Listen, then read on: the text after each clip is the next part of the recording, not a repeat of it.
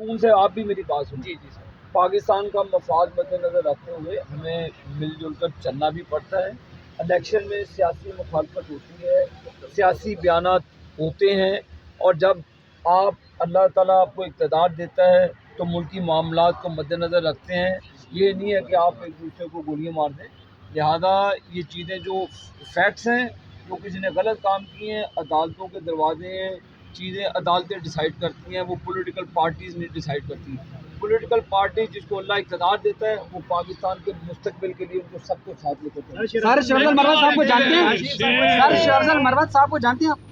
Sir शेर अफजल मरवत साहब ने जिनको कहा कि आपके मुकाबले में ऑर्डर जारी किए गए, सिर्फ आपने शेर अली साहब के मुकाबले में लेना है आपको पूरा में। सीनियर नायब सदर है, वो कहते हैं कि नवाज शरीफ साहब को मैं चैलेंज करता हूं कि आए एक ही दिन में जलसा करते हैं और अवाम फैसला करे कि अवाम किसके साथ है। अब मैं उसकी बात का तो जवाब नहीं दूंगा, उसको कोई इलेक्शन लड़के शौक उन्होंने दो नाम सामने लाए,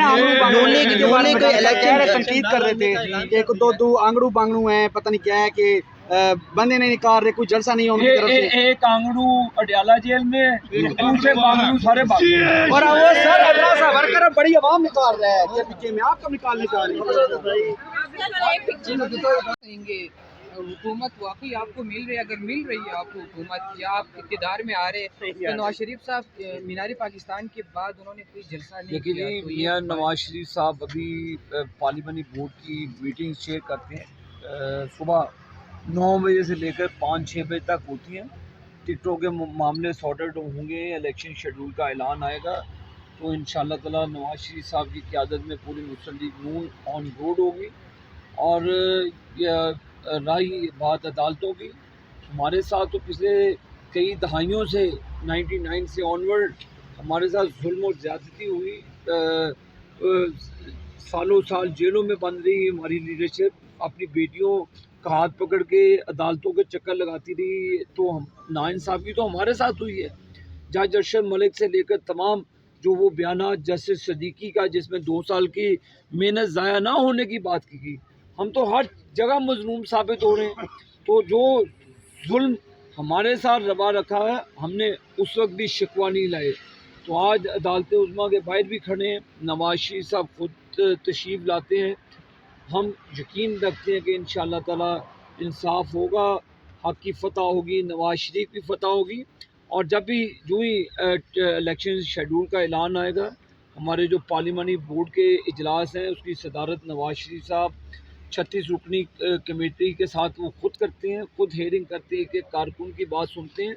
तो जब टिकट्स का डिसीजन हो जाएगा उसके बाद इंशाअल्लाह ताला पूरे पाकिस्तान में नवाज शरीफ साहब जलसे भी करेंगे और मुस्लिम लीग नून की कैंपेन भी करेंगे। सर ये जलसे कब करेंगे, कैंपेन कब करेंगे? 8 फरवरी बहुत करीब है सर, कोई बात नहीं है, कम टाइम में पीपल्स पार्टी निकल चुकी है, वो धमाके कर रहे हैं, वो बयानात दे रहे हैं नून लीग के खिलाफ। पीपल्स पार्टी के पास है कुछ नहीं बेचने के लिए सिवाय ये बात करने के लिए। क्या वजह है जब इक़्तिदार बनता है, जब जो हुकूमतें बनती हैं बहुत लाडले और प्यारे हो जाते हैं एक दूसरे के, और जब इक़्तिदार टूटता है दोबारा से मुखालफत शुरू हो जाती है, क्या वजह है?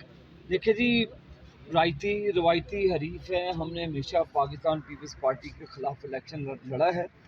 बिलावल भुट्टो के पास कुछ कहने को नहीं है कि सिंध की कारकर्दगी की कभी उन्होंने बात नहीं की। कराची के लोगों के साथ जो जुल्म किया, उन्होंने 15 साल उनकी हुकूमत ली, कोई एक प्रोजेक्ट दिखा दें जो कराची की खुशहाली के लिए किया, जो कराची की बेहतरी के लिए किया। अभी रॉ एंड मार की वो बातें सुन लें, खुद ही तो बयान दें उसके ऊपर के रॉ एंड मार क्या कहते थे, हम तो नहीं कह रहे। तो लिहाजा वो अपनी कारकर्दगी, उन्हें चाहिए कि अपने ट्रैक्टर को देखें, अपने माजी को देखें। तो हम अपनी जो हमने हमारी तरजीहात हैं, जो हमने कौम की खिदमत की, हम तो खिदमत की बेस पर इलेक्शन लड़ते हैं।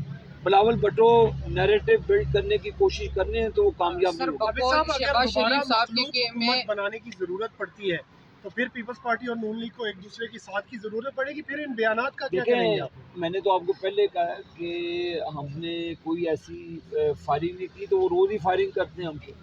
तो लेवल प्लेइंग फील्ड जो सिंध में दूसरी जमातों को पहली मरतबा मिल रहा है, तो तकलीफ तो उनको सिर्फ यही है कि सिंध में नून लीग ने पाँव जमाए हैं, सिंध में तमाम पॉलिटिकल पार्टीज़ और स्टेक होल्डर्स को साथ लेकर नून लीग चल रही है, तो उनको तो तकलीफ यही है। तो लिहाजा अब सिंध में सिलेक्शन नहीं इलेक्शन होगा, बिलावल साहब